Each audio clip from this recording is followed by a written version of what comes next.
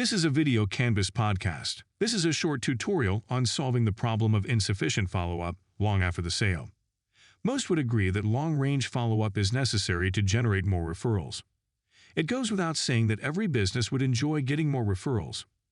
In addition, every motivational speaker could show you a dozen statistics that prove beyond a doubt that referrals are your best source of new leads. They could also show you a dozen more statistics that reveal most salespeople, even the great ones, do not follow up with their past customers nearly as often as they should. And without a doubt, everyone in sales would agree that if they just touched base with their past customers once per month, the number of referrals they may receive would justify the effort over time. But ironically, despite all the proof and potential benefits, most salespeople are reluctant to do it. But why does that? Why don't they follow up with their past customers when common sense informs them that it is the best way to grow their business? There are some simple reasons for this, and this podcast sheds some light on the subject and then provides a welcome solution. So let's begin and take a deeper look to learn more and see if the solution is right for you. We will begin with a few key takeaways so we know what to look for. First, since referrals are your best source of leads, we need a commitment to a long-term follow-up routine. Otherwise, all the time, money and effort that was invested into each customer gets wasted. Second, since call reluctance is the primary reason for underperformance, salespeople need to agree that follow-up is worth the investment. But that means determining the causes of underperformance is essential for illuminating a solution. Third, since long-term contact, to remain top of mind, is required for referral generation. That means implementing a solution that is attractive, easy, and enjoyable for the salesperson, as well as the past customer, is necessary to the success of the long-range follow-up campaign. Fourth, a simple set of tools that are easy to implement needs to be made available to overcome each of the roadblocks. Vide Canvass will demonstrate how local video content can be used to maintain contact and even start conversations that both the salesperson and past customer will find more enjoyable. Now let's move on. Chapter 1. Most salespeople and managers don't need to be told why referrals are the best source of new leads. It is obvious to them through experience. But let's entertain a few of the statistics, so we can at least set a target and establish the value of the solution. There have been many studies conducted over the years concerning the value of referrals.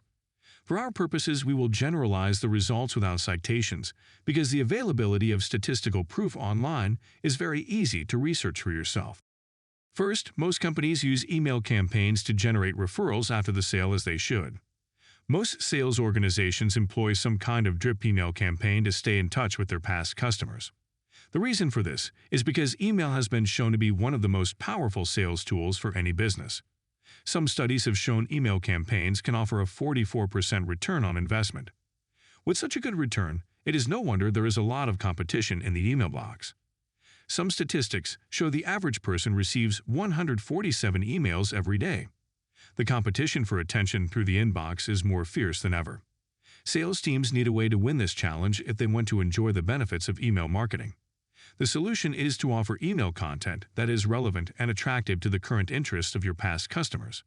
As you will see, well-designed video content has the best chance of standing out and attracting attention. Second, email marketing alone is a great solution. But if it is combined with occasional outreach, it is even more powerful.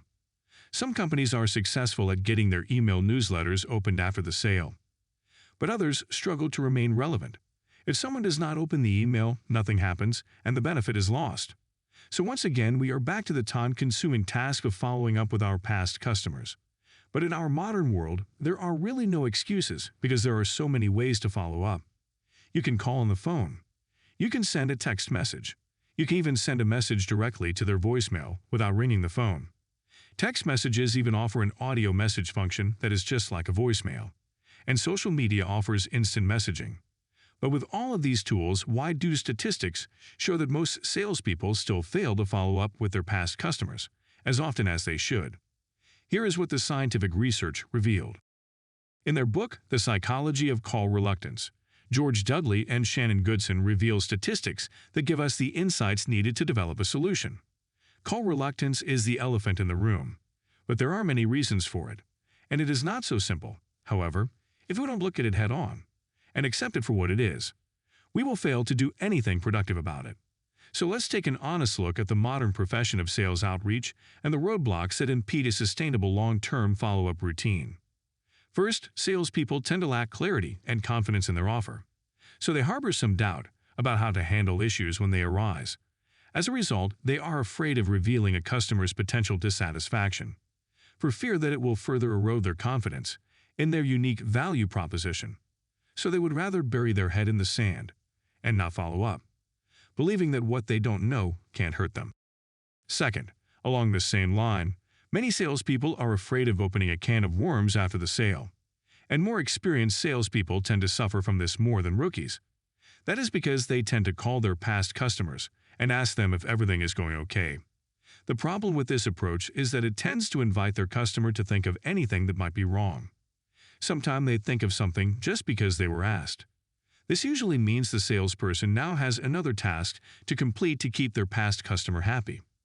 But that takes them away from their current duties. This only adds extra stress to their daily routine. Third, because no sales transaction is perfect, the salesperson may believe the past customer won't think they deserve a referral. But this is mostly a projection of their own self-doubt. The truth is that most people are happy to refer the salespeople they have worked with to family and friends. The statistics in surveys repeatedly demonstrate this fact, even if the transaction wasn't perfect. Fourth, many veterans start to feel like their past customers are good friends, and they think it is distasteful to ask them for referrals over and over again.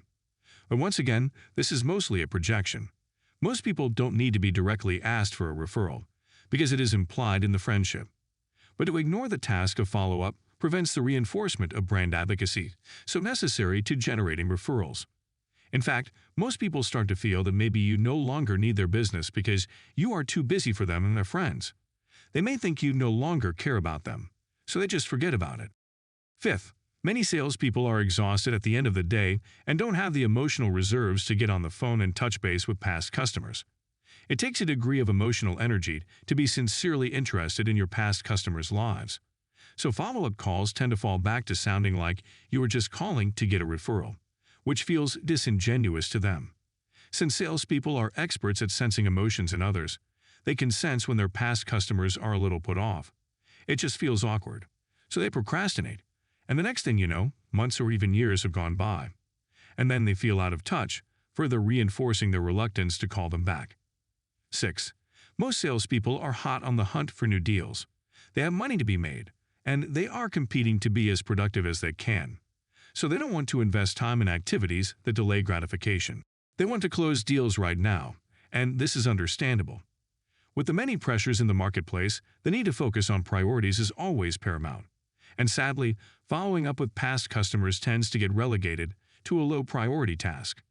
Seventh, with the high cost of advertising leads and the competition to sign contracts, a manager is always demanding they serve their newest customers as quickly as possible. If they don't, then they will develop a reputation for being slow to jump on new leads. This causes them to be afraid of losing their manager's favor and risk not getting the best leads or even lose their job. It's no wonder their focus is on the here and now. To be sure, there are more reasons than this, but this list is surely long enough to drive the point home. The fact remains, there are understandable reasons why long-term follow-up with past customers is a continuing challenge. But that doesn't negate the need for a solution, with the cost of advertising continuing to rise. Chapter 2. The need for a viable referral marketing strategy is more important than ever. This is where Vide Canvass can provide a welcome solution. We have videos featuring local special interest stories that can accomplish the task of reaching out, getting attention, and asking for referrals. These videos will provide an enjoyable reason for your past customers to open their emails. And what is more important, it gives salespeople a conversation starter. The video content gives them something in common with their customers, and the content is positive, brand-friendly, and doesn't open a can of worms. It just provides something in common to talk about. Here is the good news. The video already has asked for the referral or some other call to action. So the salesperson does not need to repeat the question. So they can reach out in a sincere attempt to just touch base, nothing more. Their past customers will sense that they are more relaxed because they are not asking for anything. And because they are asking about the contents of the video, they are not causing their past customers to consider if everything is okay, which tends to invite a search for dissatisfaction. Instead, they can just share a simple conversation about a local subject or a special interest story relevant to their interests. So to provide an example, let me demonstrate how you can use Vide Canvass content for this purpose. So let's take for example our video about the Minnehaha Falls Regional Park. Most people in Minnesota are familiar with the Minnehaha Falls. The salesperson simply sends the video to their past customer. They can do this with an email or by text, and even post it on social media. The video already does the job of refreshing the relationship and asking for referrals. Now the salesperson can follow up with a text or email, or even a social media instant message, or just a phone call. The salesperson can ask them simple questions like this: "Did you get a chance to see the video I sent?" Now, instead of spoiling the plot, because they may not have opened the email, the salesperson can ask questions to arouse their curiosity. Have you ever been there? Have you ever seen anything like it? Or have you ever done that? Or how about a question like this: "Would you ever consider trying that?" For the customer to know what the salesperson is talking about, they need to go watch the video. Then they can get back to you after they watch the video.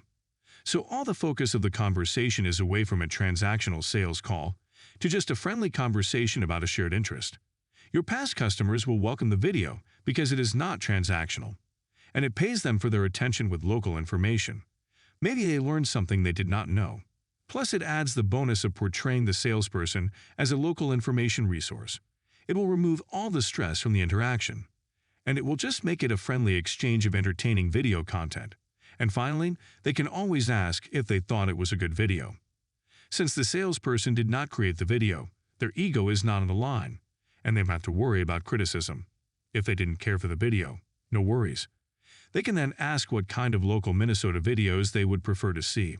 And then Vide Canvass can make plans to provide that kind of content in the future, as long as it is positive local content and brand-friendly. Vide Canvass will be happy for the feedback, and we will work to satisfy the content wishes of your past customers. What could be better? So that concludes this podcast.